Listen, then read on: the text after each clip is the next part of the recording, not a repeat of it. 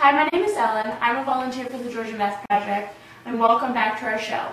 If you remember from the first week, me and Yacine talked about reasons that we're volunteers, and one of my big reasons was the fact that my cousin Kelly died from meth, and today I have her mother here with me.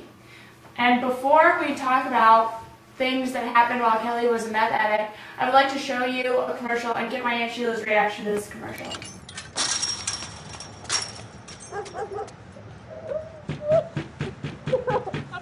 So, I get along alright with my parents. I mean, they're pretty cool. And I know they trust me.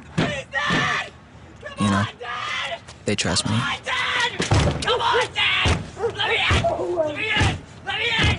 Let me in! I'm gonna kill you! Let me in!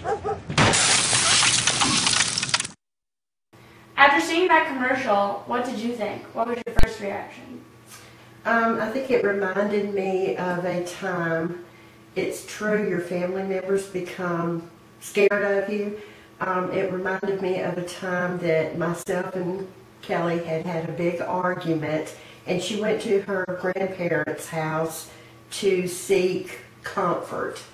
And she was banging on the door, begging and crying for them to let her in.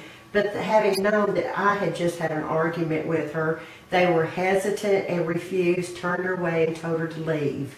Unfortunately, that was the last memory my dad had of his granddaughter. He passed away last year, and he regretted it to the day he died because he was so torn because of the image he had of her. That's really tough. I mean, I'm sure that he has other memories with her. Many. That everyone would prefer to have over the last memory that he had of her. Right. But what were some of the things that you noticed while she was in that addict, some of her behaviors? At times she would become very paranoid. She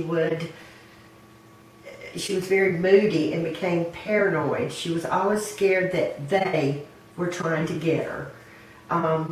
One particular time, she called me up early in the morning. She was at a friend's house, my best friend's house, and Susan called me and said, Kelly's over here and she's freaking out that they are trying to kill us.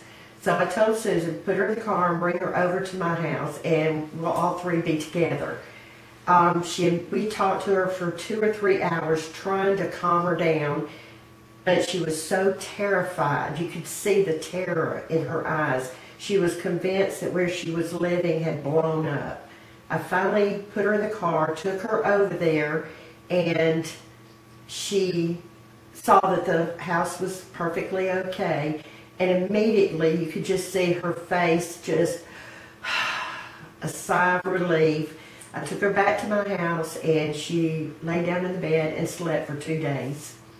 It must have been terrible watching her go through all of these things before she died. If it's not too sensitive, do you mind telling everyone about the day that she died and how you felt? Well, I got a phone call about 11:30 from my son, and he said that my daughter's boyfriend had called him and told him that someone had died on the street close to their house, and that he thought it could be Kelly. At the time, she had no ID on her, nothing.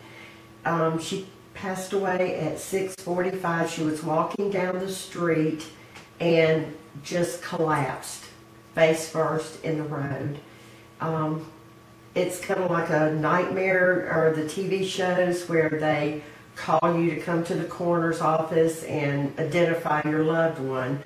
Fortunately, I didn't have to do that. They had taken some pictures of her laying in the ambulance with an oxygen mask on her, and that image is very much so burned in my head. I will never forget that picture. It's tough. It is really tough when you have to identify someone that, especially your child.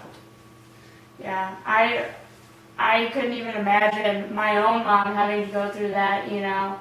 So that's probably, I don't know. You're a strong person. But I have a picture of Kelly with Richard here with me, so I just want to show that really quick to the camera. It's a little blurry, but... This picture was taken about 3 weeks before Kelly died at her brother's wedding. They were very close and they were sharing a special moment together. I wanted people to realize and understand that you don't always get to the point of the teeth, rotten teeth and scraggly hair and all that. You can actually die from crystal meth the first or second time you do it. As the coroner explained to me, your brain, every time you do meth, it affects a different part of your brain. The particular day that Kelly died, it affected the part of her brain that said beat, heartbeat. Just for a few seconds, her heart quit beating. But that was enough for her to drop dead on the side of the road. And she was by herself and from 6:45 in the morning until we finally found out what happened about 11:30 in the afternoon. Well, I really appreciate you coming on here and telling us all of this stuff. Some of the stories I didn't even know. And I'm really sure that hits home for a lot of parents that have gone through this, and that'll really show some kids that they don't want to put their parents through this. It's very difficult. It is very difficult, and the kids need to also understand they don't do drugs by themselves. Every time they do those drugs, your parent, your mother, your father, grandparents, nephews, sisters, brothers, they all do the drug with you, and it's very difficult on everyone who loves you. Right. Well, if anyone has any questions that they want to ask about this interview,